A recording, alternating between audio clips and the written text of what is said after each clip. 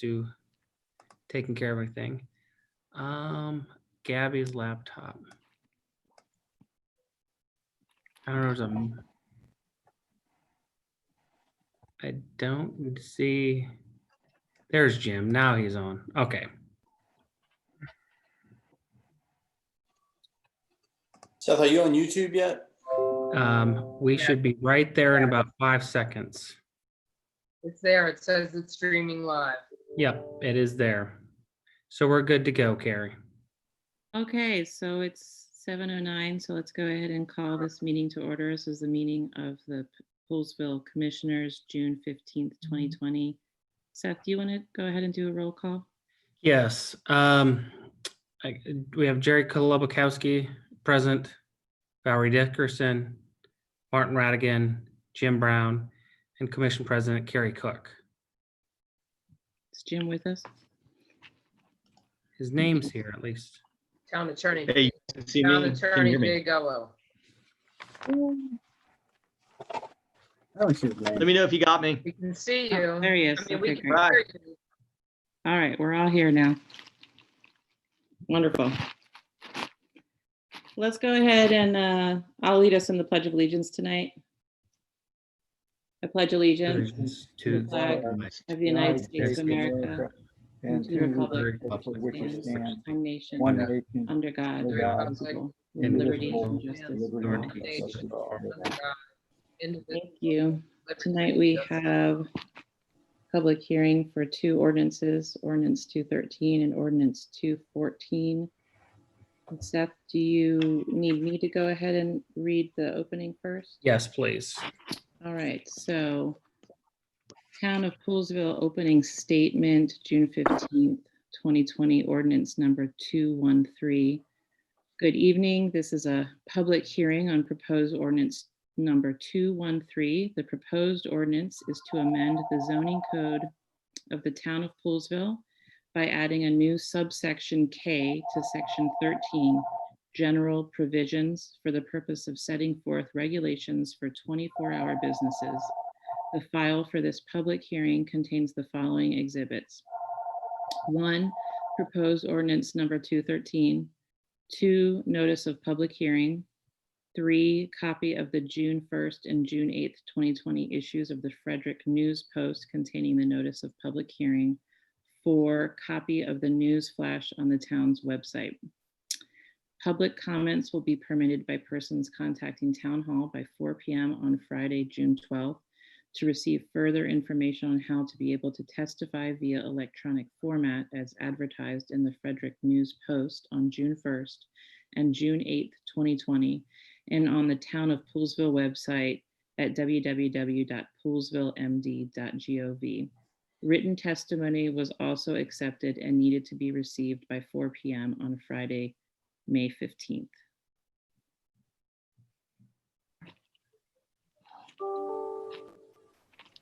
Shall I read the second one as well? Let's read both of them. Understanding we're going to have separate votes on both these because the public hearing in and of itself, the applicants will, I should say the public will be speaking on both these together. Okay. So the second is Town of Poolesville opening statement, June 15th, 2020, ordinance number 214. This is a public hearing on proposed ordinance number 214. The proposed ordinance is to amend the zoning code of the Town of Poolesville by adding a new subsection L to section 13, general provisions, for the purpose of reconciling the interest of the community relating to health, safety, traffic, property values, and the welfare of the community, especially in terms of traffic impacts and potential incompatibility with adjoining uses, with the economic interest and public needs relating to automobile filling stations. The file for this public hearing contains the following exhibits. 1, proposed ordinance number 214. 2, notice of public hearing. 3, copy of the June 1st and June 8th, 2020 issues of the Frederick News Post containing the notice of public hearing. 4, copy of the news flash on the town's website. Public comments will be permitted by persons contacting Town Hall by 4 p.m. on Friday, June 12th, to receive further information on how to be able to testify via electronic format as advertised in the Frederick News Post on June 1st and June 8th, 2020, and on the Town of Poolesville website at www.poolesvillemd.gov. Written testimony was also accepted and needed to be received by 4 p.m. on Friday, May 15th. Can I interrupt you for a second, Seth? I'm getting text messages saying that we're not live on YouTube. I have sent out the link to Link, and he says he's got it. I'm not sure what our technical issue is because I'm able to see it when I go to our YouTube page there. I And- can't see it, but I sent you the link as well. can we put it up on the Town of Poolesville Facebook page in case anyone's or I guess they have Yeah. no way to. Um, Okay, I got a message saying that they're on now. So okay, never yeah, mind. I think there's, for some folks, there's a little delay for whatever purpose. It should Okay. be fine. Kathy's saying she's got it. So. Yeah, thank you. So, well, I'll just start briefly with these items. I'm not going to go into great detail. We had some history back early this year, and I'm just going to go over the proposed text amendment, what the content is, but just for review of history, one quick moment. On February 3rd, the Town Commission considered the 24-hour text amendment, which again is before us. That was referred to the Planning Commission with the consideration of not only the 24 hours, but that the Planning Commission should come up with something regarding gas station standards. So that was the directive to the Planning Commission from February 3rd. And on February 12th, the Planning Commission took that up, the 24-hour and the gas station standards. They took that up, they massaged the language, they put something together, and then returned back to the Town Commission on February 18th, but the 24-hour standards and also the gas station standards, which you had. At that meeting, I think there's maybe a minor finesse to it as well, a little more, and then you'd agree to go to public hearing on March 16th. Of course, that March 16th was canceled due to COVID. Then we obviously ended up in the situation we are with figuring out how we're going to proceed and Zoom and all those things. And now where we find ourselves is back with the public hearing that was postponed on March 16th to this Town Commission agenda. So that's just the history I wanted to give that. For the public that's out there, I'm just going to take a moment to read the proposed text amendment. 213, this is one regarding the 24-hour business. So it states, nothing in this ordinance shall be construed to permit a commercial use to be open 24 hours a day. All commercial uses must be closed at least 3 hours within a 24-hour period. A commercial use is defined as any business in which commerce is conducted, transactions of any monetary value occurs, including bartering, and an employee is present whether paid or not. Membership organizations, other self-service uses such as ATM, gas pumps, and health and medical services shall not be considered a commercial use. In the event of an emergency declaration, the president of the commission shall have the ability to waive this subsection. Ordinance 214 regarding the automobile filling gas station standards is as follows. It will be L. In addition to all other standards, automobile filling stations shall meet the following standards. Not be located within 650 feet from any public or private school. Distance shall be measured from the closest edge automobile filling station property lot line to closest edge of school property line. Be a minimum of 1.5 acres. Be a membership, not be a membership only gas station. Not contain self-serve islands or pumps which consumers dispense gasoline or other flammable liquids unless an attendant trained in the dispensing of such liquids is on duty and is in position to observe self-service area and to assist as necessary. Number 5, orient the convenience service structure towards the street side, and the canopy and or pump shall be internal to the lot. When located on a corner lot, the convenience service structure shall be oriented towards the corner, and the canopies and pump shall be internal to the lot and shall not on front on either corner street. 6, not have corporate brand colors on the canopy. 7, not have any signs on the canopy. 8, no illumination of any portion of the fascia of the canopy. Those are the 2 ordinance zoning text amendments before you tonight.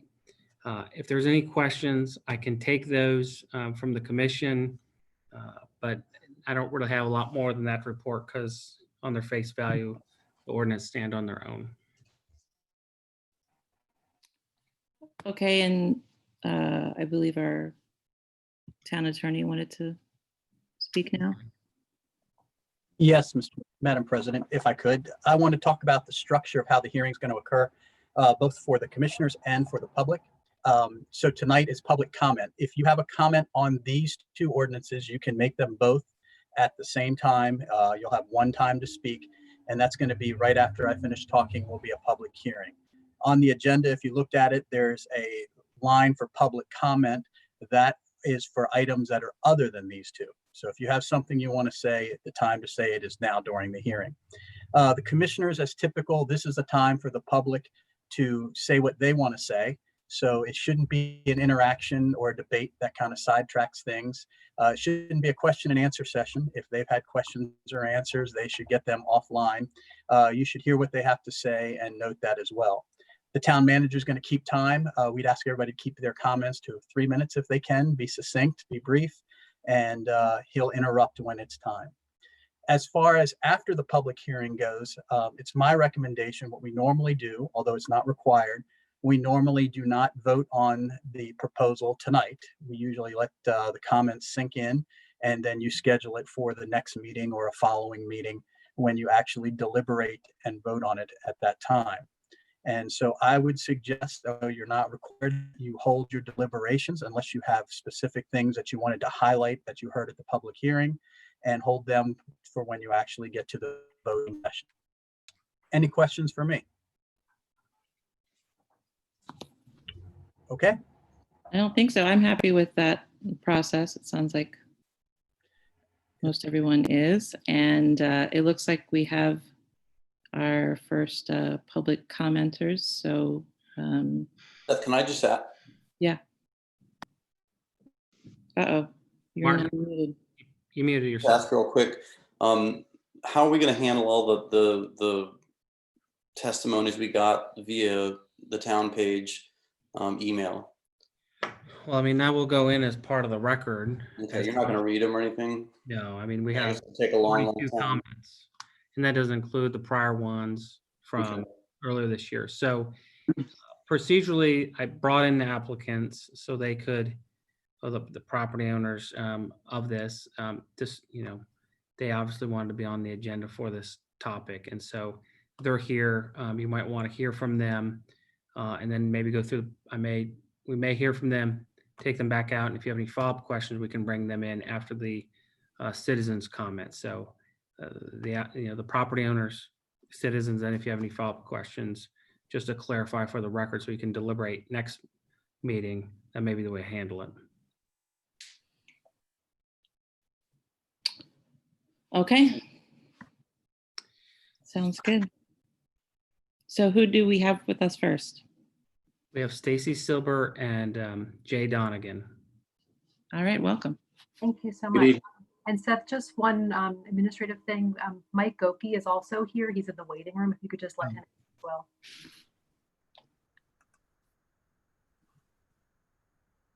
He's joining us now.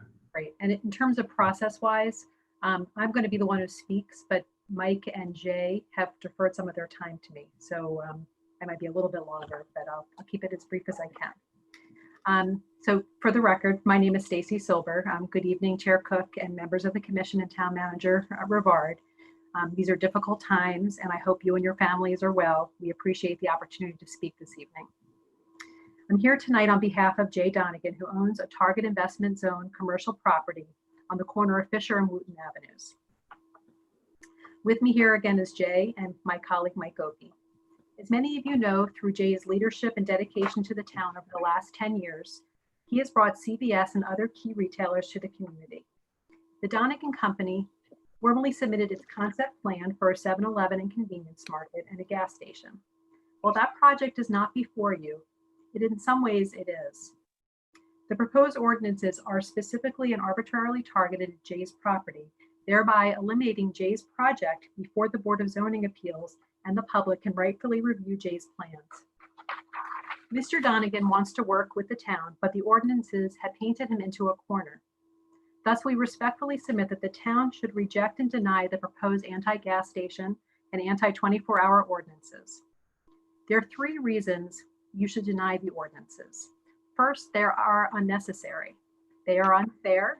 And third, the ordinances are illegal and could drag the town into litigation. The ordinances are unnecessary because the town already has a rigorous special exception process to vet these projects. The public comments show people have concerns about the 7-Eleven gas station. Many of these concerns are understandable, but they are not unique. That is why Poolesville allows gas stations, but only if they satisfy the special exception criteria. The concerns raised about the 7-Eleven must and will be addressed in the special exception process. The town of Poolesville empowers the Board of Zoning Appeals to decide whether a special exception should be granted. In that process, the BZA must find that the proposed project is in harmony with the ordinance, will not affect adversely the use and development of the neighborhood, that a need exists, that there won't be a multiplicity or saturation of uses. With these rigorous standards, why is the special exception process suddenly inadequate? If Mr. Donegan cannot meet these standards, the Board of Zoning Appeals must deny the special exception. We all have pride in and want to preserve the character of the town, and some may think the 7-Eleven is not a fit. To the extent the ordinances are intended to further these sentiments, the ordinances are again unnecessary. First, as they say, this is not going to be your father's 7-Eleven. Rather, 7-Eleven is willing to be flexible and creative in meeting the wants and the needs of residents in the town through design, architecture, and safety considerations. We just have not yet had the opportunity to work with the town through the special exception process. Second, the rigorous special exception standards strictly regulate gas stations and will address concerns. From a health and safety perspective, the existing special exception requirements demand the BZA's review. Furthermore, unlike older gas stations built to prior antiquated standards, today's federal and state laws require significant and expensive environmental controls and state-of-the-art monitoring. From a transportation perspective, an applicant is required to study transportation safety. Through the concept plan process, a traffic engineer has already modified site layout proposals to limit access and to ensure pedestrian safety. This has not yet been reviewed yet by the Planning Commission or the BZA. We know that there are 2 older gas stations currently in town. As part of the special exception requirements, a market analysis is required to demonstrate need. If the market analysis does not show that there is a need, the BZA must deny the application. Third, the town has expressed an interest in putting an ice rink on Jay's property. Jay has already indicated a willingness to discuss this further. It may prove challenging for the town to buy or lease the property given fiscal constraints, but there may be creative ways for the town to get an ice rink on the property, either through a partnership with 7-Eleven or through another use. Second, the ordinances are unfair, and thus the commission should reject the ordinances. The ordinances are prejudicial to, and they preclude the currently filed 7-Eleven project before it has a chance to be reviewed fairly. The ordinances will protect existing businesses at the expense of maintaining a fair and equitable process. Competition for brick and mortar retailers to locate in any town is intense and is becoming more challenging. As noted by town residents in written comments, the ordinance set a bad precedent will have a chilling effect on attracting new businesses and will deter investment. There will be unintended consequences of preventing other prospective uses, which the town may want on the Donegan property or on other sites. As an example, the CVS could be precluded from offering 24-hour services. With our new reality with COVID-19, stores like 7-Eleven are deemed essential. They provide a choice and they provide options for key supplies like medicines and diapers and eggs and milk. This ordinance would prevent having access to 24-hour essential services like this. Jay and his team have tried to bring development to this property for a very long time. He has contacted well-known restaurateurs, grocers, including Trader Joe's, and a host of other potential suitors, but they've all declined to help develop in the town. Mr. Donegan deserves a chance to at least make his case for the project under the existing rules. Okay, Furthermore, so you've now taken about double your time. So if you could just kind of quickly wrap it up. okay, Jay and Mike are not going to speak, so they were deferring some of their time to me. So I'll give you 1 more minute. Okay. Finally, the ordinances are illegal in that they specifically target the Donegan property. They impose arbitrary criteria to protect existing businesses while installing insurmountable obstacles for the Donegan property. The gas station ordinance targets the Donegan site as shown by the fact that the property is the only one that is impacted that's undeveloped. Under Maryland law, whether it be spot zoning or Title 22 of the code, municipalities may not pass legislation that treats a property differently than others in the same zone. This is exactly what's happening here. The ordinance don't promote health, safety, or welfare. The Donegan property is within 650 feet to the nearest school, but the Crown and Liberty gas stations are about the same distances to a daycare and even closer to a church. Furthermore, the two existing gas stations are each about a half an acre in size, but the ordinance proposes a 1.5 acre minimum. Why is 1.5 acres needed? Additionally, what rational justification is there for a setback from a school and not a church and a daycare center? Even if there were some scientific basis, we were not able to discern any through our FOIA request. There are other inconsistencies that are laid out in our March 10th letter to you. By changing the process, We've reached the additional minute that Madam Chairman had stated, so it'll be up to her discretion about continuing. I'll wrap it up. Thank you so much, Woody. In conclusion, Jay does not want to be here today. He has worked very hard throughout the years within his 30 years and has never had an adversarial relationship with any municipality. We don't want to be in this situation. We've all taken a breath. Jay has put his concept plan on hold. We just ask that you two take a breath. Let's work together and let's see if we can find a solution for all. But we ask for you to deny the two zoning text amendments. Thank you so much for your time today. Thank you. Thank you for yours. Thank you. Wait in the waiting room. Thanks, Seth and Mike and Jay for coming out today. Thank you. And so do we have someone else next? One moment. Yes, we do. I'll bring in Caroline Taylor in 1 moment. Actually, before Caroline gets started, is anybody else having trouble with the audio where it's breaking up and then kind of coming in and coming out? Is that just me? I haven't been having a problem.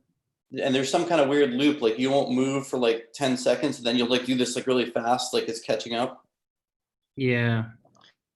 I just had trouble with all of the last testimony kind of clearly. It was skipping and then it would be missing.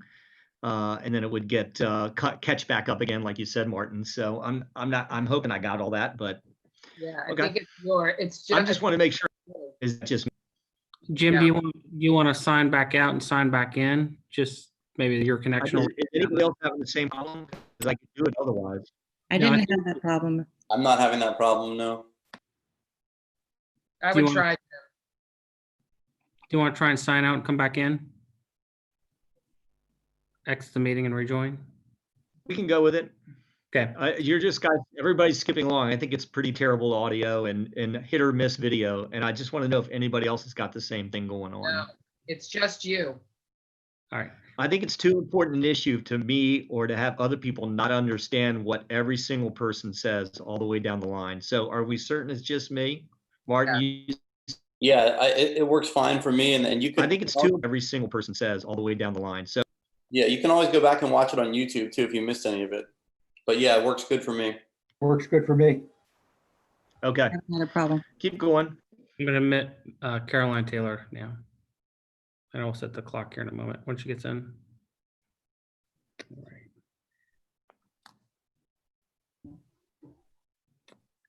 All right.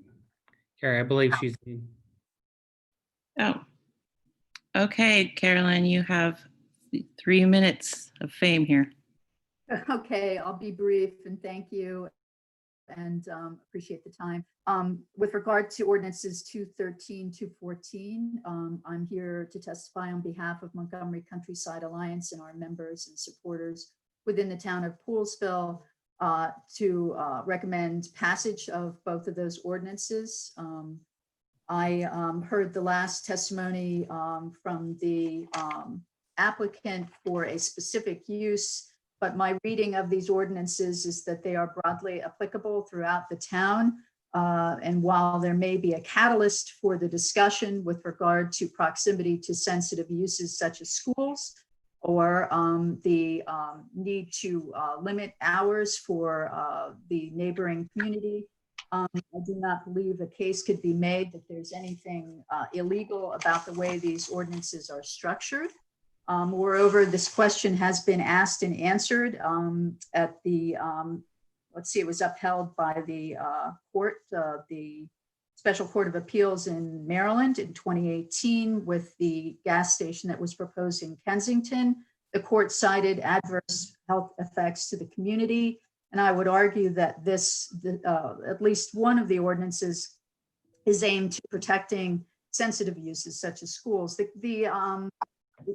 speaker spoke to the fact that there were existing uses that were proximate to sensitive uses. Well, those were cited many years ago before certain standards were set by EPA and certain public health issues were identified that should be addressed proactively and prospectively now. So this is those uses are grandfathered in, but prospectively moving forward in each zone throughout the commercial district, this would apply, making the assertion that this would be illegal, in my opinion, inaccurate.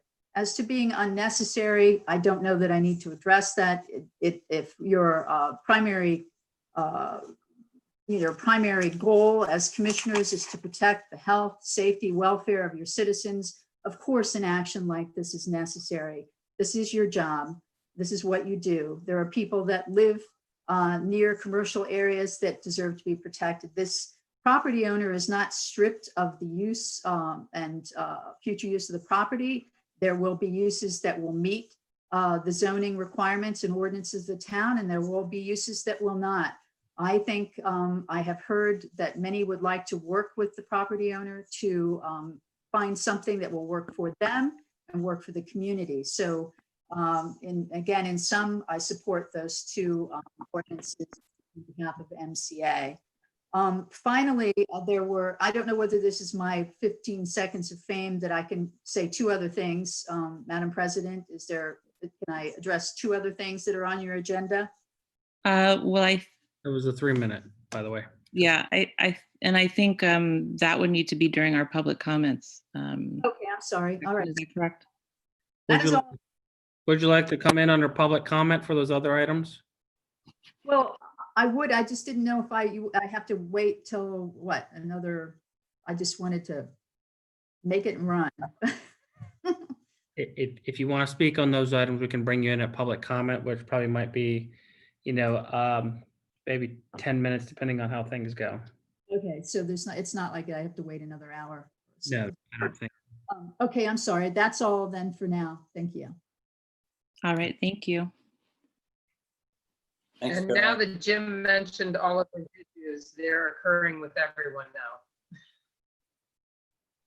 What's that, Val?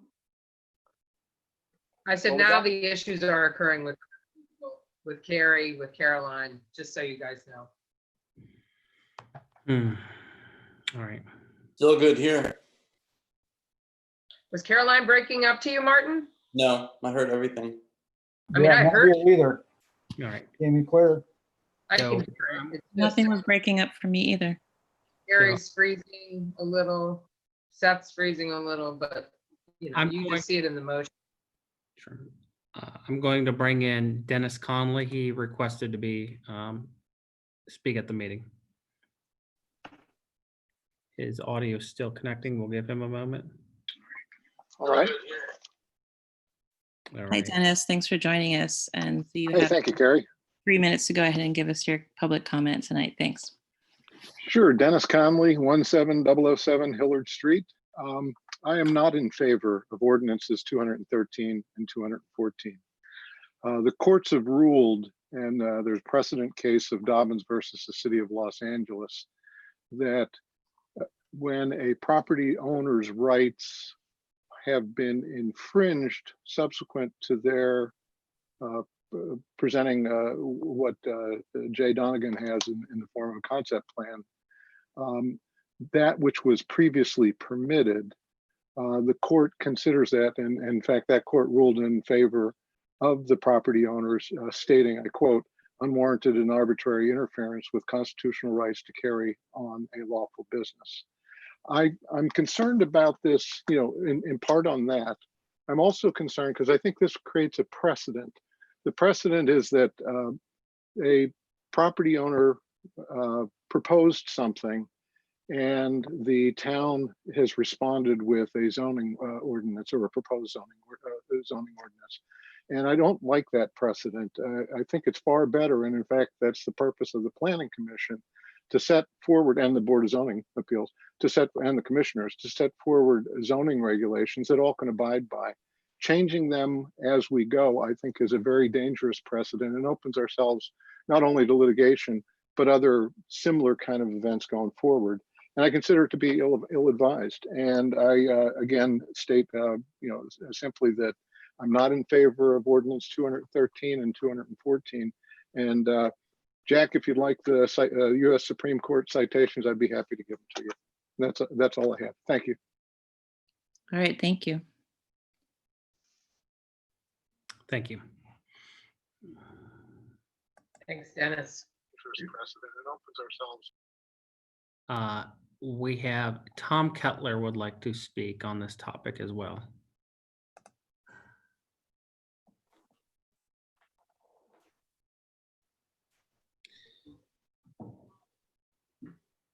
Tom, since you have two items, I'm just bringing you up to speed and making sure that you're on under the public hearing comments, and you have 3 minutes. We have Tom Kettler would like to speak. Tom, you I ready? think you have to turn off your. Yeah, am I okay here? You all hear me? Go ahead. Yeah, I'm watching in multiple screens. I've got you on my on my phone and on my computer. Yeah, I normally wouldn't jump in on this issue, but when I read the and I'm here also to speak against zoning text amendment 213 and 214. They strike me as being very and I've been in this business for 40 years, and I've seen a lot of things, and I've been involved with the town for a number of years too. But this strikes me as a very much of a spot zoning situation where you're trying to take a particular property and basically write an ordinance around that property. And I reference things like 650 feet from a public or private school. I don't know where the 650 feet come from. The 1.5 acres as a minimum lot size for this type of use. I don't get that either. I really don't like the idea of limiting the time for businesses in town to not being able to be 24 hours in this world we're in now. I think about healthcare workers. I think people who are working around the clock, and the ability of somebody to come back into Poolsville late at night and be able to fuel up their tank. I think that's something that is important. And again, I just the more I look at it, the more I read it, the more I just think it's just the wrong thing. You've got the Planning Commission, you've got the BZA. You're about to launch into an updating of the master plan, of which I've watched probably 4 different iterations of the master plan get revised and rewritten. And that certainly would be the appropriate place if there are concerns about uses in town. I also, I'm just random, I see notices. I saw one of the provisions about not being able to put the sign for the business up on the marquee. And then I drive through town today and I see the Crown has their name up on their marquee. The Liberty has their name up on their marquee. So it just seems very much like you're trying to just write something to keep this particular use from happening on this particular property. And for that reason, I'm opposed. And thank you for your time. Yeah, right. All right, thank you. That will conclude all of those who have signed up to speak on this public hearing comment. I do not know if you want to have any follow-up discussion with any of the, obviously the property owner themselves, if you need a clarification after hearing from all the residents, or if you're okay and then you just want to discuss a little bit, and then as Jay sort of indicated, potentially do your, heavy lifting and deliberation at the next meeting as he's advising. But I'll leave that up to you Yeah, I all. would say that we should just consider that testimony and consider the dozens and dozens of emails we received and just vote on this next time. Vote on it in 2 weeks. I should state that for the record as well. Martin's brought up something. We did receive 42 communications through the online portal system, of which 7, 54. you have 54? Mhm. Well, we lost someone somewhere. Are these through the portal, or are these through just all emails you've received? 52 through the portal and 2 that were emailed to all 5 of our email addresses. We saw 7 that were against the text amendments, and then the remaining 4. You guys, while we have a pause, I do have a couple questions that I think we should have some clarification on before we get into how things are going to go on the next go around. The biggest one that I have is I'm not sure if Jay Donegan's attorney is still with us, but even if they are or they're not, Jay Gullo, you have reviewed the letter that they wrote to us that has several issues with our direction right now. And I want to know legally, from your viewpoint, do they have a stance here?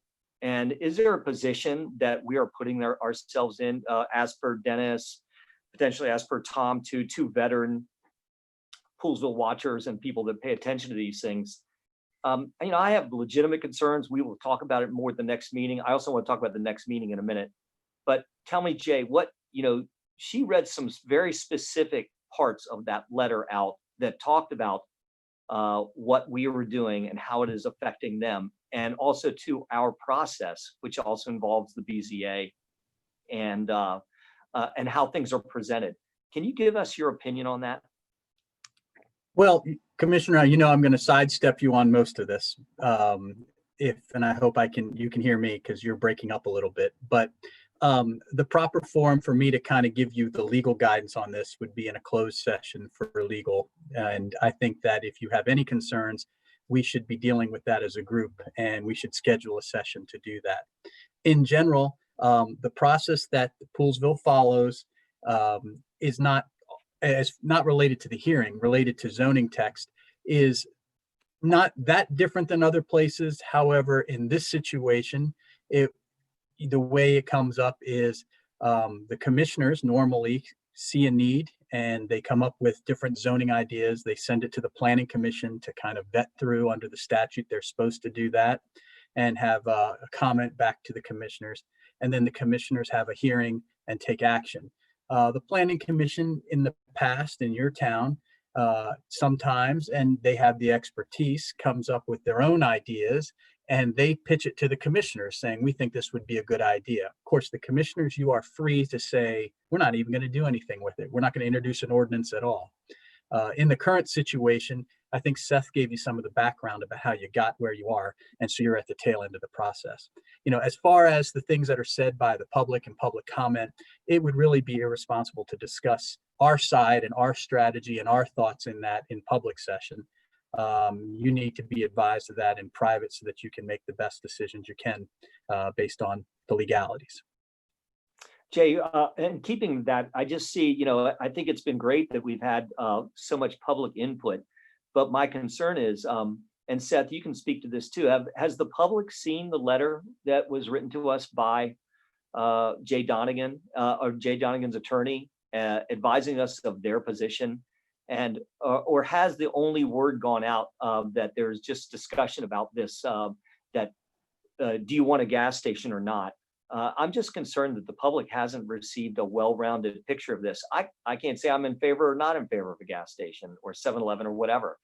I'm just more about the property rights issue with this and having this, all of a sudden, we have 50 something letters in favor and 7 against, and that somehow counts because they've seen just one side of the story. Has the public seen the other side from the Donegan side? So just let I'm me aware. answer the latter part. I mean, clearly, unless it's been shared with them, I haven't gotten any request for it, that letter. Right. So unless it's been shared with them by others, which is totally fine as public record.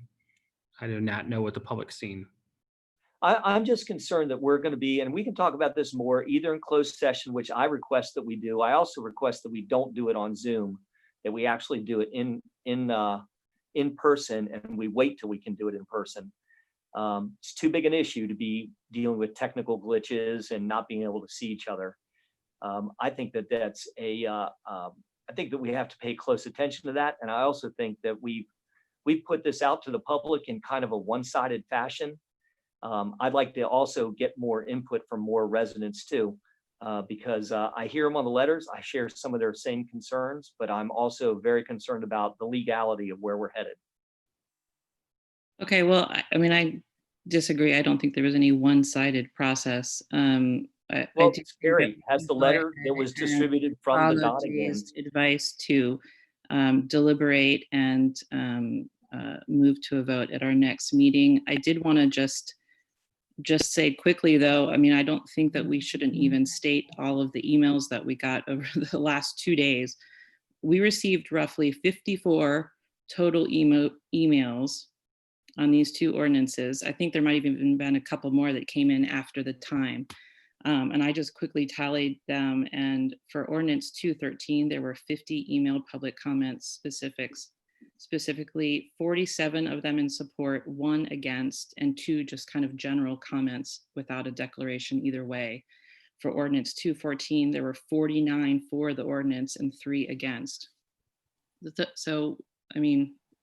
And how many have received the Donegan letter that outlays their position? And how many have seen any legal advice regarding what we're supposedly going to be undertaking? Well, we've in past meetings, we've discussed this. I mean, this is all stuff Jay has vetted and legally. I don't believe that's the case. I don't believe that's the case. And I Well, don't believe again, the public I has think had that a we should fair. follow the advice of our attorney and deliberate about this at our next meeting. I mean, the planning commission wouldn't have forwarded this in a unanimous vote. That is not true, Martin. That's not true. Well, I was in the planning commission meetings and it was we asked Jay if this was all good. And he said that we were on solid legal footing. I don't want to put words in Jay's mouth, but Jay will tell you what we can do and can legally do, and that's his obligation. But does that mean it's the right thing to do? That's not necessarily his obligation. I agree. Well, that's what we can deliberate on at our next meeting. Yeah, I just want to say on that subject that I do have the one concern, which I have spoken to all of the commissioners today, all of you. And my one concern is the repercussion of what could come to the town of Poolesville in a lawsuit if we do what we do. I will say it publicly right here and now. I am not in favor of a 7-Eleven in our town, but that does not let me as a commissioner deny what I feel is my responsibility to make sure that we are not doing something that the end result could be more damaging. And I just want to make sure that we are all on the same page. And yes, so Carrie, I agree, we need to get together and have this. So when we're done, I think we need to get this scheduled so that we can have a private conversation. I personally, as a commissioner, have never spoken to Jay Gullo about this, other than him to say to us, as far as I know, the only thing that has been said to us is that legally you can institute a ZTA. That does not determine the end result of what will occur and happen to us as a town as a repercussion of that. So I want to make sure that whatever we're doing, we do the right thing for us as a town legally, and we don't end up in a $5 million lawsuit. So yes, let's deliberate about this later, because I think it's very important that we as a board together hear from Jay how this could or couldn't affect us. Sorry if I've said too much, Jay. Okay, so we'll schedule a closed session Executive session. for that. And I'd like to do it in person, and I'd like to wait till we can do it in person. I don't want technical glitches, and I don't want it to be something that I can't hear every single word of what's being said. And I also don't know what the rush is. What is the I think we hurry? can You had- do it. I think we can do it by social distancing in our main room at any time right now. I would love to be able to do that. That would be fine by me. And for me, the sooner I understand, the better. Me too.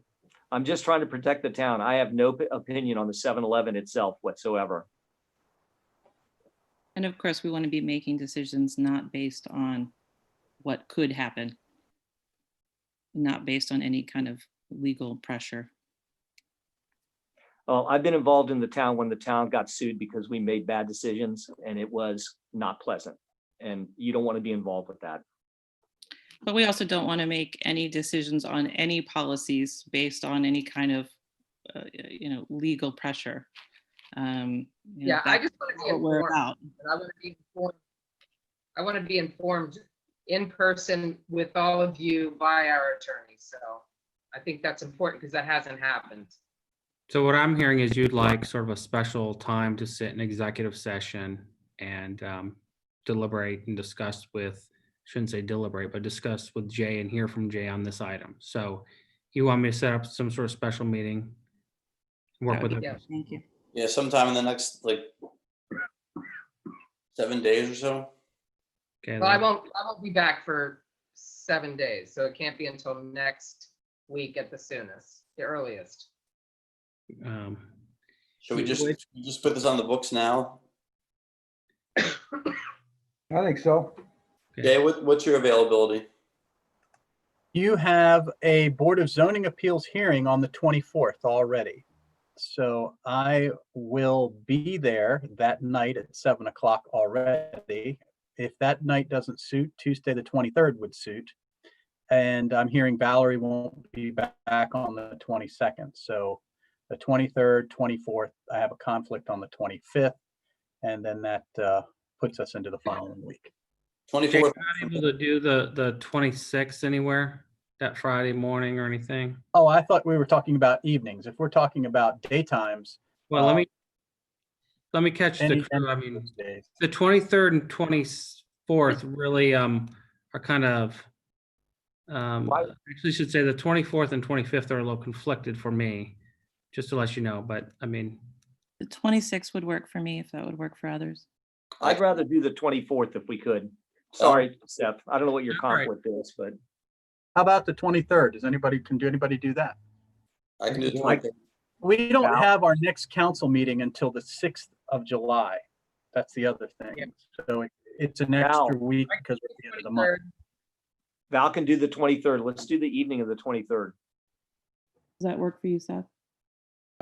no, but I'll just have Jay. Actually, Oh, the 23rd doesn't work for you? no, the 23rd does work for me, excuse me. Yeah, that's the date we're saying, the Yes, 23rd. yes, I know I had to check my, 23rd Oh, works. sorry. So I was 7 gonna say, o'clock? otherwise we'll stick with the 24th. So the 23rd will work. What, do we want to schedule it, for early evening, like 6 o'clock, 5 o'clock? You want to stay to 7? Stay at 7. Let's not mess that up again. 7 p.m. All right, 7 p.m. 23rd, we can do. At Town Hall. At And Town this is Hall. going to be a closed session. You're going to meet in open session to close the meeting, but then it's going to be closed for legal. And you're not going to go back into open session for any business. So No. that's the only item of agenda that night. Okay. And it's no decision making. It's to get legal counsel. That's Correct. I mean, and technically the public's invited to come because you have to open it then just to go into executive session. So we may have to start in a parking lot if the weather's pleasant and then move indoors for the commissioners. Just laying out everything. Thank you for that, Seth. All right, thank you. So let's move to the next thing on the agenda. Commissioners report. Oh, I have a lot of things to report. First of all, start with something lighter. Poolsville Green let me know that the folks who did the energy upgrades to Town Hall a year or so ago submitted a grant with Maryland Energy Administration's Resilient Maryland program and won an award to create a microgrid at the Poolsville Town Center, which is the shopping center where the library is. So it looks like the grant funds will be used for planning and project design of a system with solar, battery storage, advanced controls to provide cost-effective and clean energy to the center. And MEA has identified this project as highly replicable and scalable for other shopping centers. So that's neat for Poolsville. In terms of economic development, there's a couple new businesses coming to town.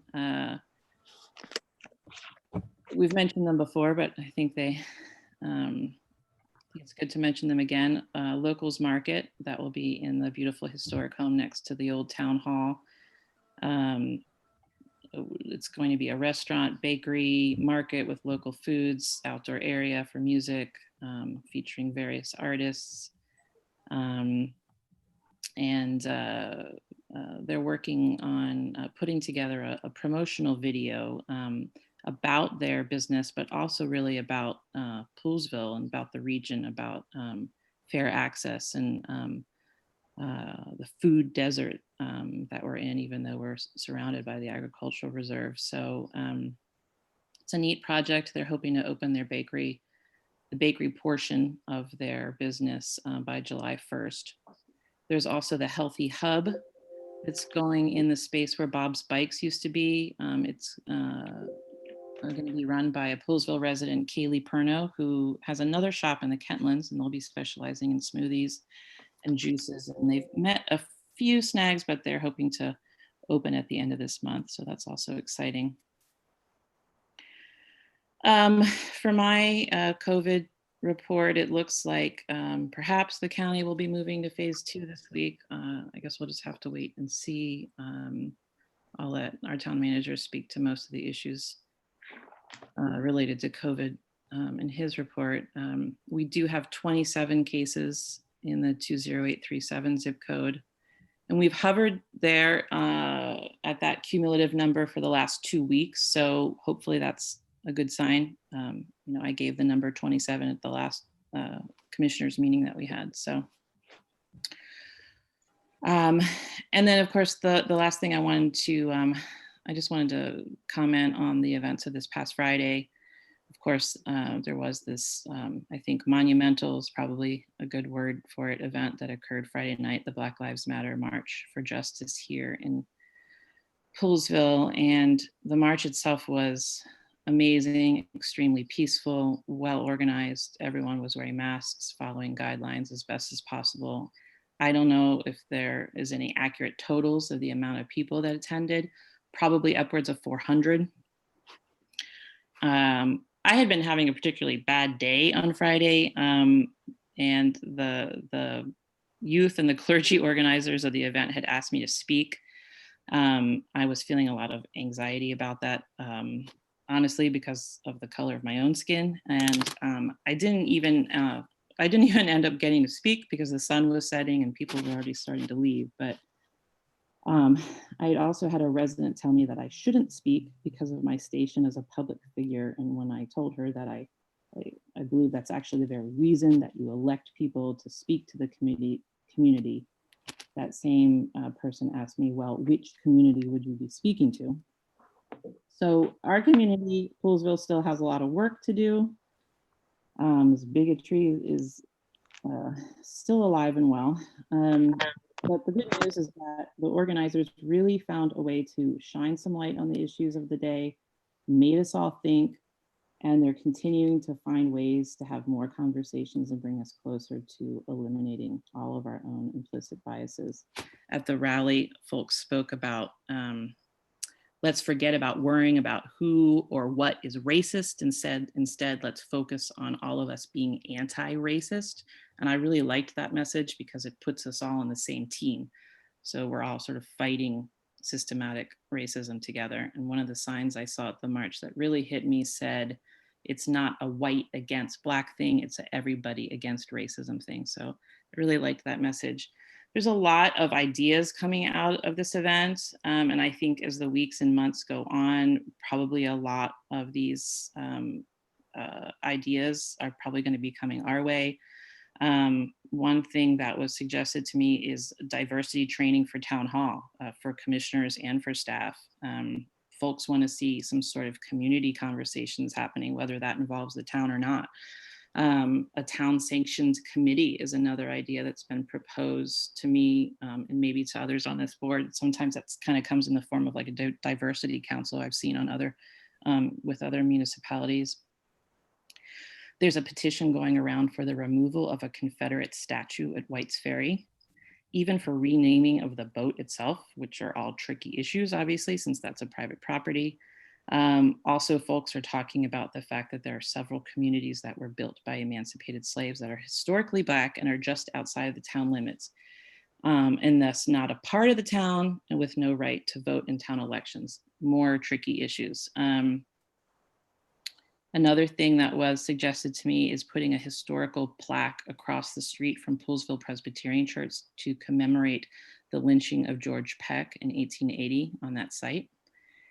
And then lastly, there's been more talk about having historical tours that focus specifically on Black history in this area. And the list goes on, I'm sure. So I'm just mentioning all of this to urge the rest of this board for all of us to begin having a dialogue on this level about how we can help support the whole community and really be leaders to help usher in some of these initiatives, because Poolesville is really now asking the question after this march, they're asking the question, what's next? So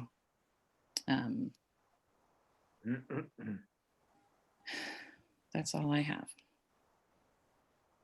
Val, would you like to go ahead with your report?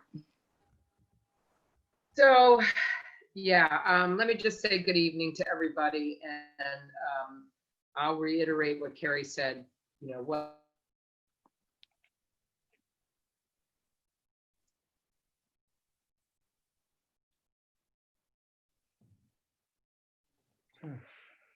Oh, Val did just freeze. Yep. Poolesville by reporting what I'm about to report. But I'm going to go ahead and read something to let you know that, we have been celebrating Poolesville Day for about 27 years, I think, 27 years.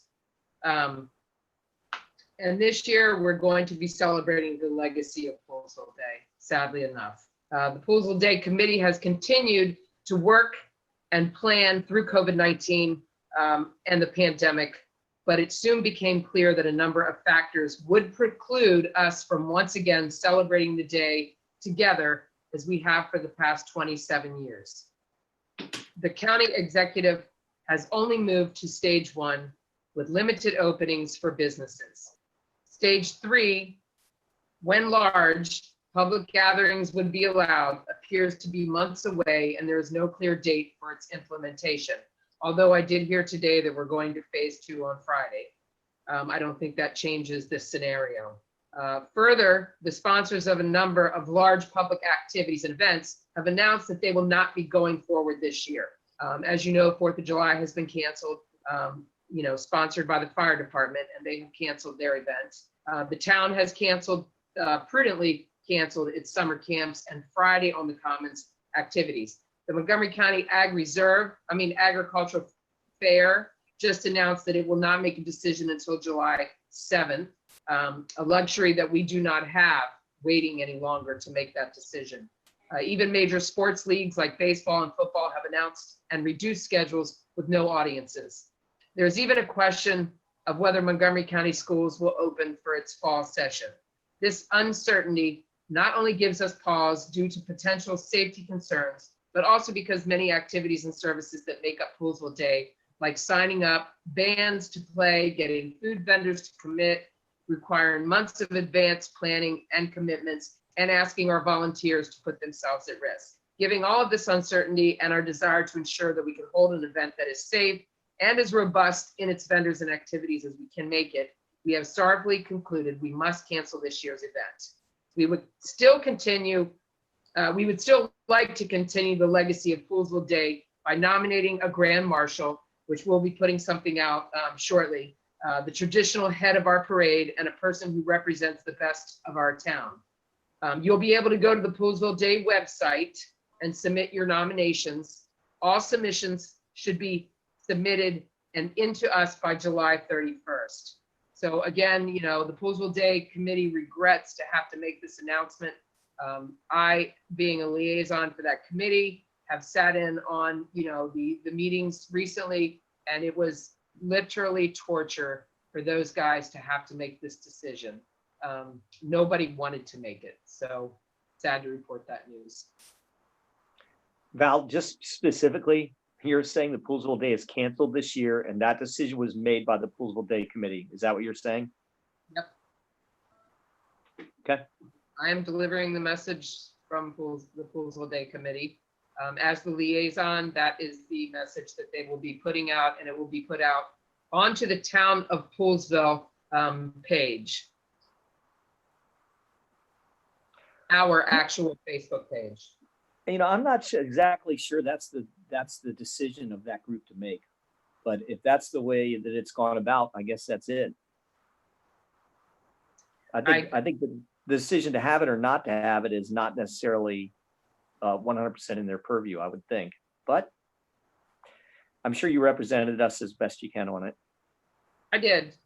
And like I said, a lot of things were tossed around, and basically, you know, and their feeling is, you know, a lot of things have been canceled, are going to be canceled. The county fair could be canceled.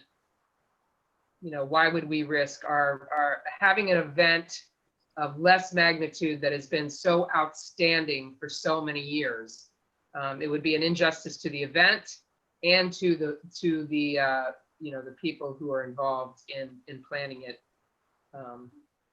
So yeah, it's a hard decision. It's not one that's going to make any of us happy. None of them are happy. Many have cried over it already. It's just, you know, when you're spinning the wheel of roulette, I guess you have to go for the lesser of the evils.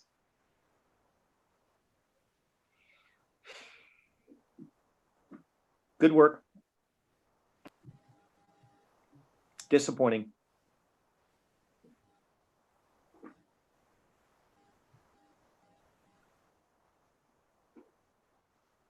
Is that it, Val? Did we lose her? That is it for me. And Carrie, you are muted. Thank you. Okay. Jim, did you want to go ahead? The only thing I would have to say is I want to amplify a little bit more about the march and demonstration on Friday night. Extremely student driven and young people driven, and eloquent, interesting. I would say converting for some of the people that went that were just curious. It was a great call to action. It was Poolsville centric. I had a chance to speak to Council Member Will Jawando before and afterwards. He's obviously taken a pretty nice leadership role on this on the council. It was good to have him come to Poolsville and be a speaker at it. The students that spoke were amazing, and I've sent them all personal notes thanking them for their involvement. I think that they're the next leaders of Poolsville. At least I hope they are. And the event was really heartwarming, interesting, and thought-provoking. So I give all the organizers a lot of credit. Carrie, I give you credit too for negotiating all the stuff that went on. Same for Seth. It was a pretty hairy week, obviously, but you know, I guess the legacy will be this if we can really wrap our arms around it a little bit. And I know that we've had some conversations, informal conversations on the Fair Access Committee. It does kind of dovetail into our world. And I think that there's going to be some room for us to move. I mean, we've got obviously all we deal with is big, heavy issues on our plate. So why not? Let's just put another one on there and see if we can make something out of it. So it was a great event. And I said, I appreciate the leadership of the town on it. And I appreciate the leadership of the kids that really put that together. So that's all. Yeah, you're right. Those kids are amazing. Carrie, real quick, I want to clarify one thing that I said earlier, because I actually did just get a text, and when I think about after I thought about it, I need to clarify my statement that I am not against the 7-Eleven as a business. I am against the location of that 7-Eleven, and so I just wanted to mention that, and that's just how I feel. All right, Jerry. Yes. On a note, I've been informed that, as town fireworks have been canceled this year, that Boy Scout Troop 496 is planning to have a virtual flag retirement ceremony that they will be posting to the town webpage. The flags that they'll be retiring are those that are in our flag box in the vestibule of our town hall. Poolsville is 9th in the state with an 82.2 census response rate, which is 5.4% better than our 2010 response rate. So hopefully we'll keep climbing. And in the recent edition of the Monocacy Monocle, it was reported that I not give a reason for voting against the town's proposed FY 2021 budget. And I think the meeting minutes that are in front of us to be approved tonight reflect that my comments against spending 30K on the grant consultant would have already been interpreted as a reason for me voting against it, in that I believe that the money would be needed to offset decreases in our revenue stream in 2021. So anyways, with that. And then the last thing is I bring for the good of the order is 57 out of 157 Maryland municipalities have endorsed MML's statement on facing systemic racism. And I would recommend that we do so as well. I think we all should have received an email from MML President Brian Spiegel on that. And like I said, right now, 57 out of 157 municipalities have endorsed it. So anyways, I raised that. Should we agendize that, Seth? Yeah, let's put on the agenda for the July 6th. Okay, great. Thanks, Jerry. You're welcome. Thank you. All right, Martin.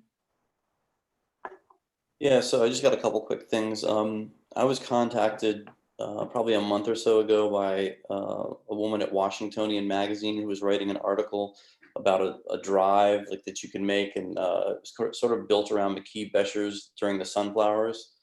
And she was asking me for information and like sites that are sort of along the route. And I gave her the information she needed, obviously, and then I tried to steer her to write the article and have people visit Poolsville.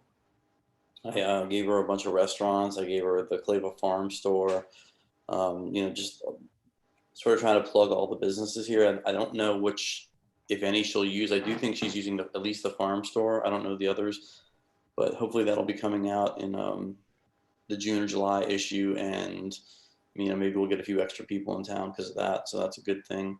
I think you all know that my wife Abby is on the board of Heritage Montgomery, and she informed me that they are, let me just make sure I get the name right. They're doing an African American heritage tour. It'll be like a driving tour, and they hope to have several stops in Poolsville. This is being, I think, discussed, and sounds like it's going to happen. So Great. that's all I have. Okay, great. So now we are back to approval of the minutes. So we have minutes from June 1st, 2020 and June 9th, 2020. Unless there's any, well, I'll open up if there's any discussion for either of those minutes first. Okay, hearing none, would anyone like to make a motion to? I make a motion, we approve the meetings of June 1st, 2020. Second. All in favor? Aye. Aye. Aye. Motion carries. Would anyone like to make a motion to approve the minutes of June 9th? I make a Made, motion. motion made, Go ahead, Valerie. sorry. Motion made to approve the minutes. July Second. 9th, June 9th. Okay, we have a first and a second. All in favor? Aye. Aye. Aye. Motion carries. So thank you. So now we're at public comment. Do we have any folks who want to come? Does Caroline want to come back, or do we have- Caroline is still there. Let me admit her.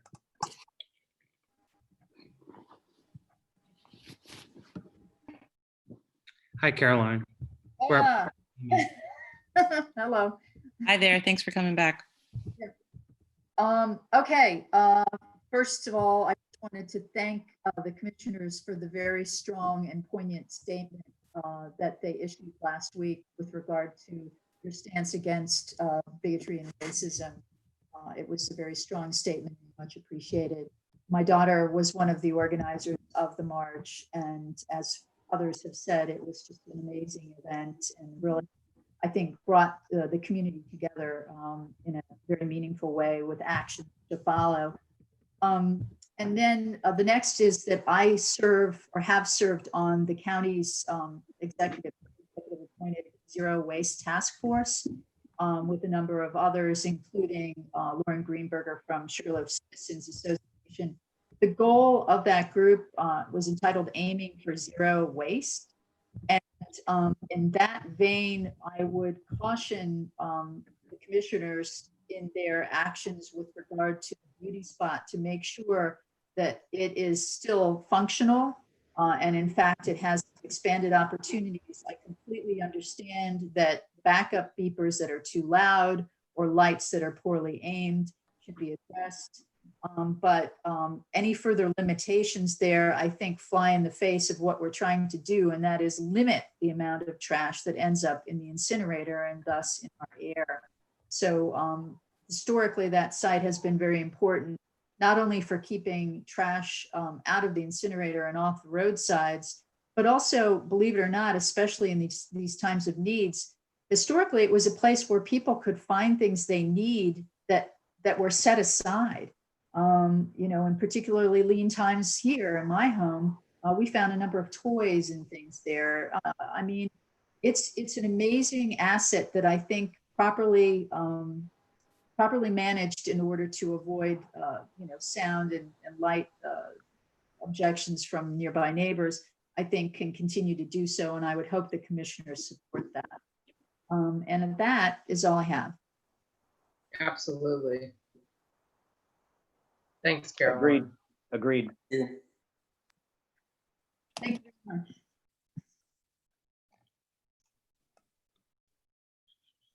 Thank you, Caroline. I'm trying to hit leave, but somebody's going to have. Somebody did. Whoops. Quick trigger fingers there. Steph. That's a tough way to Thank leave. Okay. So now we have, do we have anyone else for public comment? No. Okay. So now we're on to old business, the Kettler 4 lines, lights, beepers, and hours of the Poolsville Depot. And I think the fact that this is back on our agenda is probably my fault, because I was supposed to spend this week drafting the letter that we spoke about last time. And to be honest, it just went to the bottom of my to-do list on this during this week. So thank you, Seth, for making some revisions in my stead. And was there some specifics that you wanted to point out? Well, that you I could- certainly can. I won't go into it extensively. Mainly, the letter did follow what you all requested, was that he draft a letter and that, you know, we focus on the issues that were at hand, which, as noted, the beepers, the lights, in particular, but that Kettler Four Lines, did offer to pay for some of those improvements and work with the county in that regard. And then the other item is, as noted, the hours, 8 to 4. Wow. Uh-oh, now you're muted. He went down in flames. Like you went underwater and Yeah, then. and then he was gone. Oh, but you're still muted now. Well, you're not muted, but your voice isn't coming through. Okay. Well, There he is. He's back. certainly. So again, they're willing to offer and help with the noise element and the noise and the beepers, and then the lighting. That was it. And then of course the other thing is just the change in time, as we discussed. So I softened up a couple lines, but mainly it met all that you had wanted. There was a discussion at the last meeting that you wanted to see this letter before it went off to the county, since really this is being submitted on your behalf at this point. So it really represents the town, and it's important that it conveys what you want to convey, which I think it does. But if anybody has any discussion about that, would like to see further changes, you can just communicate with me now. Is there a final draft that's put out, or did I just miss it? It was in the packet, and I made a few red lines. But there were still, I mean, the edits were still in it. Yeah. Well, red- correct. Yeah, I wanted you to see what I had changed. Right. Got it. Okay. Are there any other questions or anything else that anyone wanted amended? Again, my apologies for not having dealt with this past week. And I did speak with Tom. He said he was fine with these changes. Who wrote the letter originally, and who did the redlining? Tom wrote the letter, and I did Got the it. redlining. Okay. Very good. Thanks. It looks good. And I would imagine it would be well received by the county. All right. So now we are to new business. Well, do we COVID. want to, I'd like a motion just to ensure that we as a body have agreed that this is what we're sending to the county, just for our record. If we could, I would just like to review it. I promise I will review it tomorrow, and I mean, I won't change any of the spirit of the letter. I just would like it to be more in my own words if I'm signing my name to it. Maybe So, that, Carrie, does that work? Does the red line version work for you? Can he Yes. send a non-red spirit- line final draft to you? Yeah. Yes. Okay. so what, could we basically have a motion that, says, we're good with this, Carrie's going to touch it up on behalf of the commission in her sort of language, but essentially the spirit and intent remains very similar. Would anyone like to make that motion? I'll make that motion that we go ahead and forward the rough draft. Actually, it's not a rough draft. We go ahead and forward the draft that has been made up to Carrie for her signature. And I'm in agreement that she can change anything except the actual details, the spirit. Great, thank you. Do we have I second that. all in favor? Aye. Aye. Any opposed? Okay, great. Motion carries. Thank you. Right. And new business, COVID update. Certainly. I won't get too deep into this because you're all pretty familiar with it. Not a lot has extensively changed. I'll just might as well hit on the town hall part here as I finish up. So as Ms. Dickerson stated, phase 2 is when the county anticipates going into that on this Friday at 5 p.m. The biggest sort of change with that element is the ability for a congregation of up to 50 people in that sort of setting, at least outdoors. Indoors, it becomes like a ratio of 1 person per 200 square feet, which seems to be sort of their designated element. It allows restaurants at 50% capacity as well with their outside dining. So that seems to be some of the bigger changes there, is just what's allowed in terms of businesses being open and their capacity level. Pools apparently remain closed at this point in time. The county pools, at least, no change there. And if you know anybody who needs some assistance, the county has a program called ERP, which is the Emergency Assistance Relief Payment. It does seem to be targeted for folks who are lower economic status and maybe able to help them with some troubles that they're having at this point. And it's a county program. I don't have a lot of details on it. I just saw it. And so that's kind of the broad. I don't have a whole lot. Clearly, we haven't changed a lot here. But I would just, the 19th, so as you all know, today is the day that all town staff is back working, all staff, the wastewater treatment plant, Parks and Rec, water department, and then of course, internal to town hall. And, they've all been provided with PPE. We've got,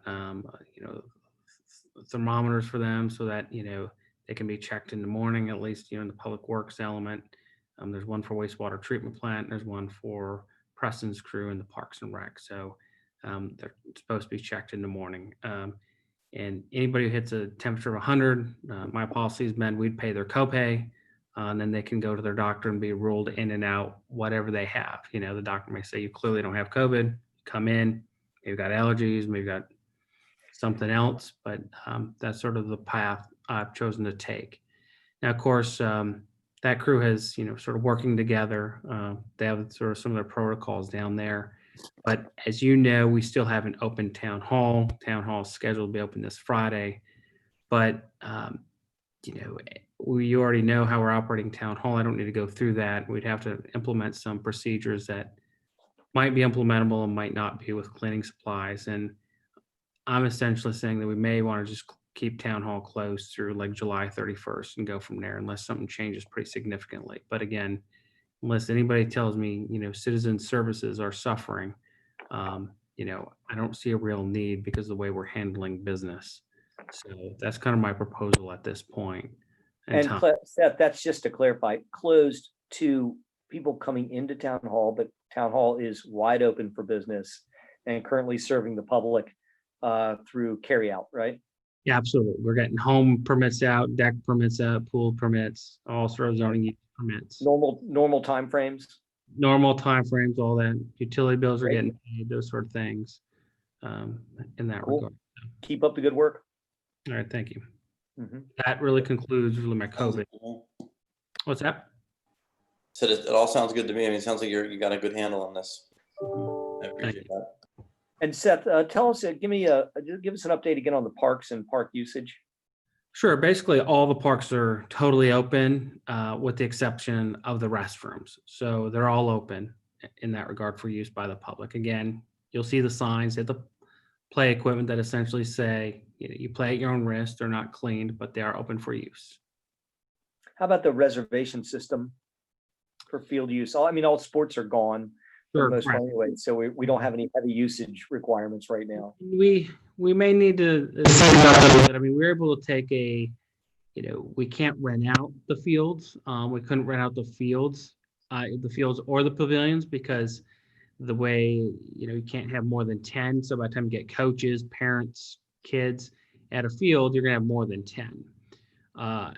But now that the limit's going up to 50, it may be something I need to look at in terms of whether we start renting out the pavilions in the fields again a little bit. Now, the fields, I don't know if it'd be necessarily sports teams because now you got a bunch of teams around something. So that's a decision we'll have to make.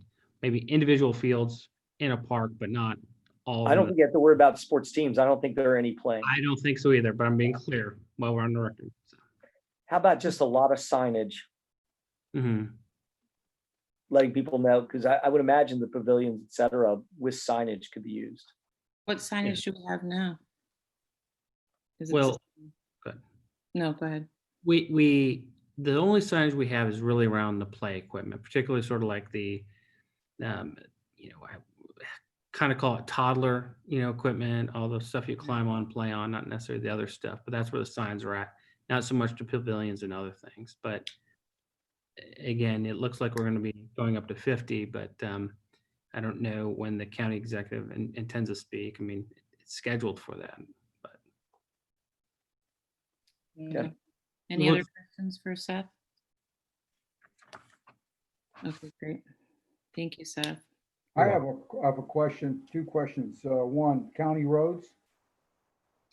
County roads, at this point have not yet been fully taken over. We have a little bit of paperwork. We've sent off another deed to them. I think, Jay, we just have to, yes, they had sent something to us. They have to do all the signature, the paperwork, and provide it back to us. Okay. What about well 11? Well, 11, we're still waiting to come online. The problem there is one of the people who have to inspect it and are part of this project are out of Chicago. And to date, they haven't got over to the East Coast to be able to work on this project or some others until we can get in there and get him this area, because you just don't turn on the well. You have multiple trades there in case something happens with electrical or something happens with the plumbing. And then there's this person out of Chicago, I think, who probably is part of the pump operation. So you want to have basically multiple trades there so they can troubleshoot in the event you turn it on and you're sucking air. You don't want to be doing that for long, or, hey, we need, electrical fuse blew for whatever reason, right? So that's always been the issue, is congregating these different trades in a well house that's pretty small size. And then again, the person out of Chicago to bring it up. That's where the last we're at. Thank you. You're welcome. I just wanted to quickly clarify something about the Poolsville Day announcement. Faith Etheridge did give me a call today, and she told me of the news that the committee had voted, and apparently it was unanimous to decide not to have Poolsville Day this year. Of course, it was a very difficult decision to come to, but they all felt strongly that there was just no way that it could be sustainable this year. I asked her if they were going to be putting out a statement, and she said, as Val talked about, that they would be putting out to the Monocle, and I asked if she wanted to, have that announced tonight via Val, and then I know she and Val spoke about it, and they came to the conclusion to announce it tonight. But I just wanted to clarify that the chair of the committee did contact me today, and I'm sure it was a very difficult decision to come to, but I do think it was the right one. Yeah, thanks for that, Carrie. They've been, it's been in the discussions for a while, and they've been holding out as long as they possibly could. Right. Okay, so now we are on to the statement from the Town Commission of Poolsville supporting diversity and inclusion. This is the statement that we already put out. We created the statement. I originally wrote the statement. The rest of the commissioners all put their input in. It was very much a collaborative effort, which was great, but unfortunately we had some communication issues with the timing of our meeting that we had last Tuesday evening when we took a vote on the statement. So not all commissioners were able to be there. So we decided that we would just do sort of a symbolic vote on the statement again this evening, and I can go ahead and read it again, and then we can do a symbolic vote if that sounds like the preferred way to go, if I can find it. Okay, so the statement is, we, the commissioners of the town of Poolsville, along with our fellow residents, stand against all forms of bigotry, discrimination, and hate. We condemn in the strongest terms institutional, structural, and individual racism. In alignment with our stated goal of striving to create a safe and welcoming community, the commissioners unequivocally value human rights, peace, respect, inclusivity, and equity, and recognize that we derive strength from diversity. We know that we cannot change the past, but we can learn from it, work together, and make the future better. Feels even more powerful now after that event on Friday. So if we could just have a motion and a second and symbolically take a vote. Same symbolic motion I made before in saying that This was something that we as a board together decided was necessary to do. And so together, like Carrie said, we did just that. So I will make the motion that for symbolic reasons, since Jim and Martin could not attend the meeting last week at the time that we had it, that we adopt this statement, and I make a motion that we pass that. Second. We have a motion and a second. All in favor? Aye. Aye. Any opposed? 0. Thank you. And Carrie, I do just want to say why we are on public session that,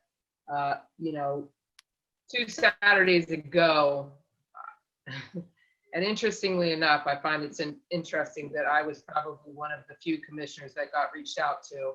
On a Saturday afternoon, I received 6 messages from 6 residents asking for the town to take a stance of some sort against racism and hate crimes of any kind.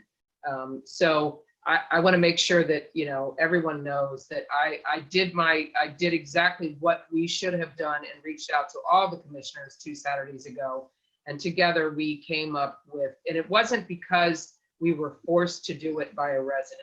No. It was because we were in the heat of a situation where we knew that the time was now to take a stance of some sort, and that is the stance that we feel very strongly about. And we went back and forth with this statement over and over for a couple of days until we created and carved out something that we were all very strongly passionate about.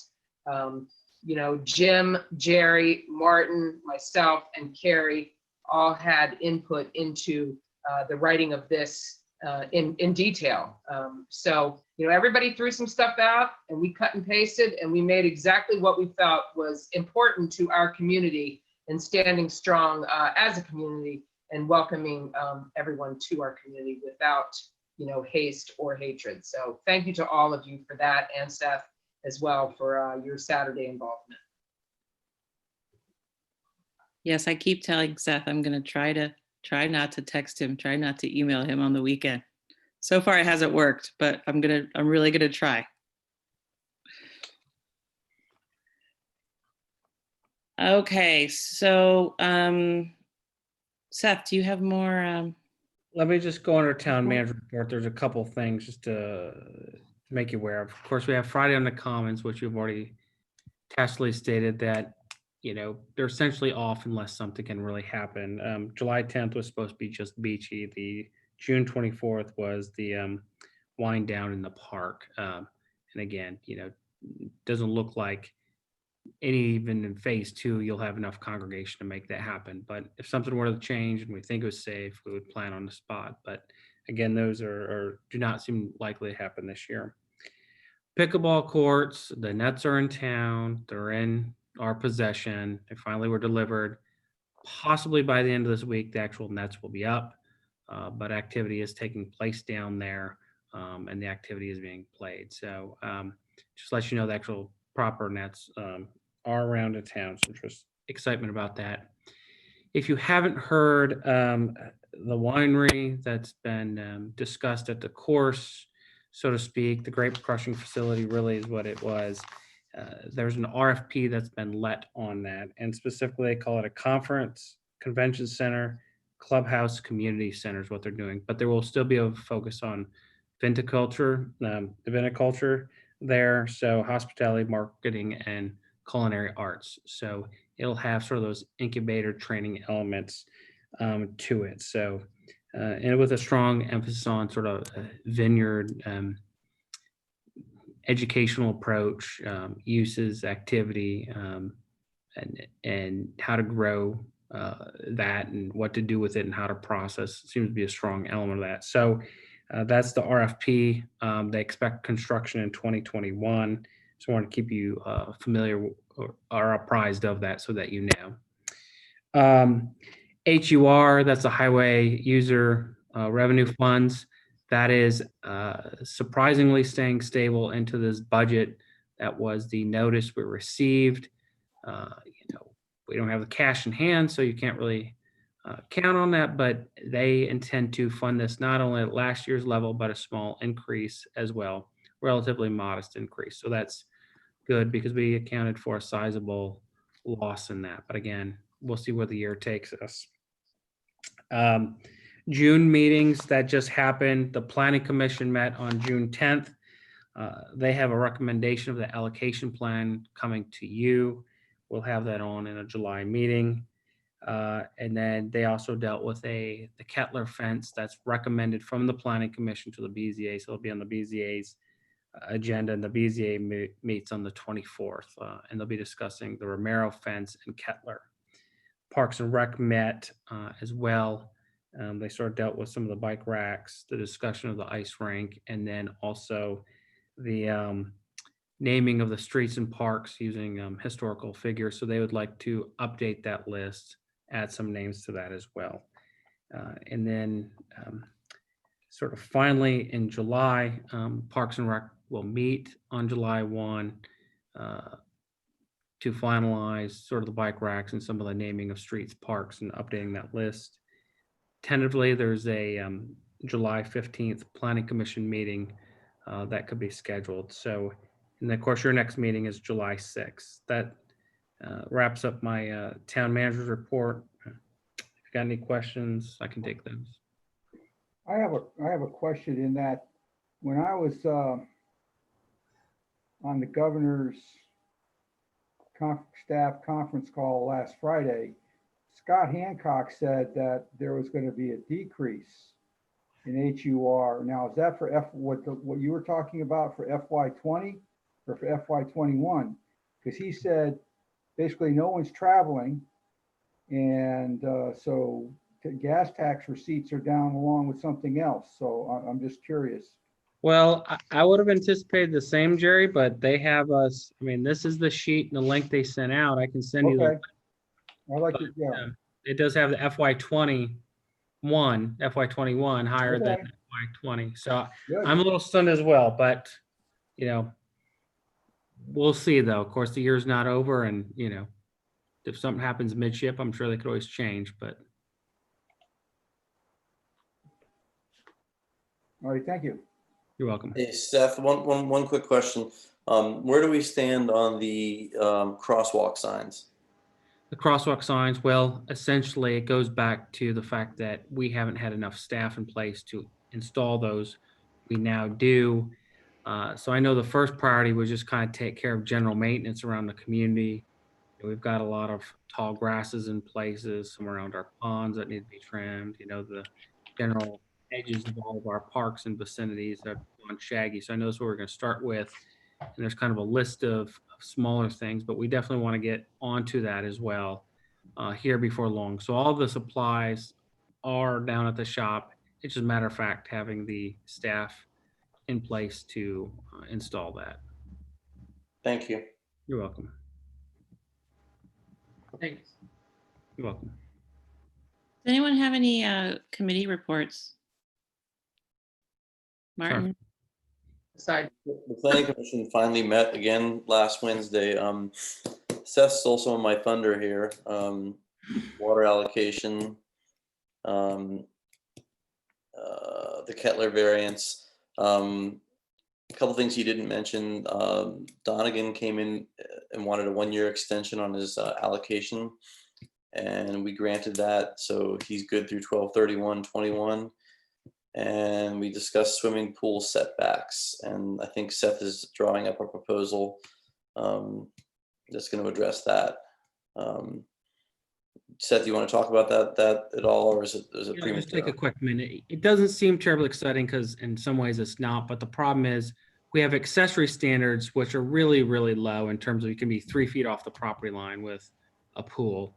You know, that seems too little, and it's been apparently not clear whether we're applying consistently over time the accessory use standards, which I mentioned, being 3 foot or 5 foot off property line, or the principal setbacks, meaning the setbacks you would have for your home or an attached deck, which on the flip side is almost a little excessive because you could be 30 feet from the rear and maybe 20 feet from the side, depending on your zoning district. So pools have always vexed every community I've been in some ways. And so I was going to write an amendment about the setback for the pool. When I talk about that, and you'll eventually see it because you approve all zoning text amendments, is that, it's going to be where the water is, the apron of the pool and the area which people can recreate, so to speak, if you will, isn't within the setback, but the actual principal element of the pool itself. But I'll provide some of those that kind of strike a balance between too little and not enough, or too little and too much, excuse me.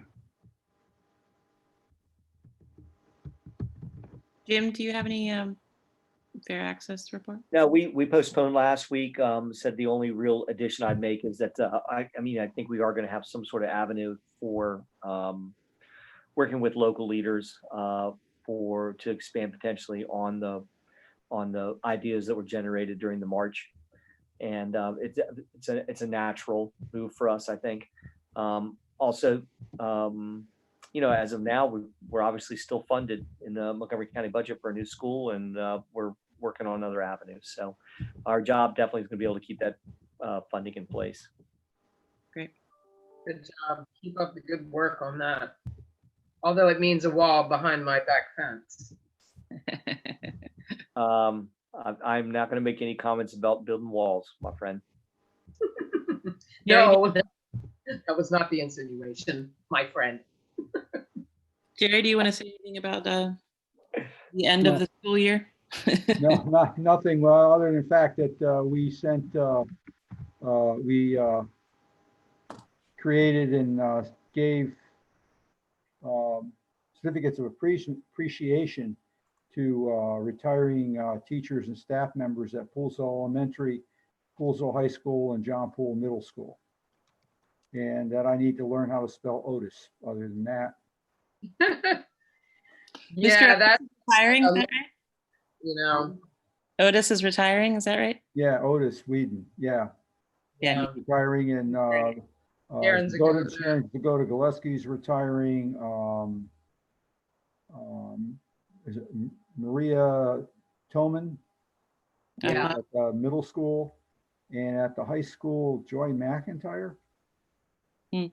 Or was that at the middle school as well? And then there was one, I can't think of what her name was at the high school. But anyways, we gave them all petitions or certificates of appreciation, thanking them for their service to our community. I do want to also say, we did mention it on our meeting last week about our statement. Just a quick congratulations to all of our PHS graduates. What an amazing parade we had. It was really phenomenal. So many people are already talking about what a great event it was and how we should, or the parents should try to do something similar every year. The students loved it. They actually loved it more than a field graduation, I think. It was just really a wonderful event, that parade. So I just got to sit on my porch on Spurrier Avenue and watch most of it happen up my street as people exited off of Willard. So it was really great. And I also want to personally thank those longtime teachers at Poolsville, especially Mrs. Otis and Mrs. Z, and all of the teachers for their dedication to education, but at least two of them for their many, many years of service to Poolsville schools. So thank you.